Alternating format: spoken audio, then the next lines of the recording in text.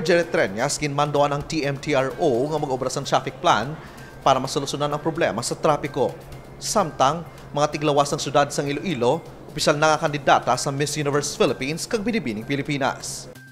Ginmandoan ni Mayor Jerry Treñas si TMTRO Head Jack Cunlo nga mag-obra sang solido nga plano para masabat ang problema sa trapiko sa syudad sang Iloilo. Sa obserbasyon sa alkalde, tumanggid ang traffic kung aga, ilabi pa kung pasulod sa trabaho ang mga empleyado kag pasulod sa eskwela ang mga estudyante.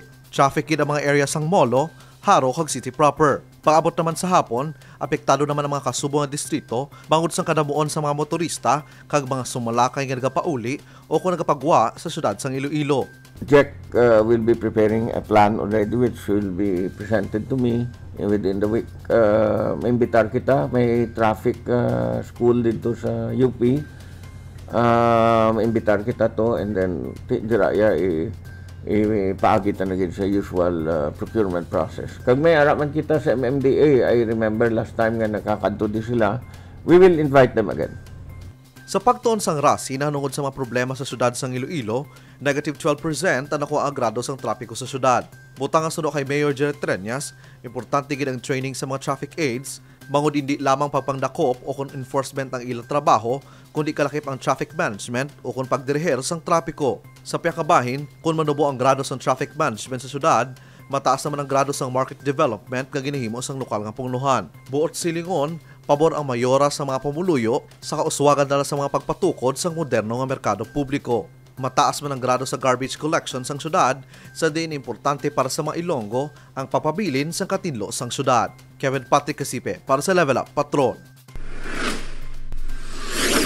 Ginkalipay sa mga Ilonggo ang pagkalakip ni Chloe Darzulueta Gabales, tiglawas sang syudad sang Iloilo, sa mga opisyal nga kandidata sang Miss Universe Philippines 2023. Pebrero 18, Sabado nga adlaw, ginbantayan sa mga pageant fans ang pag-anunsyo sang Miss Universe Philippines official candidates.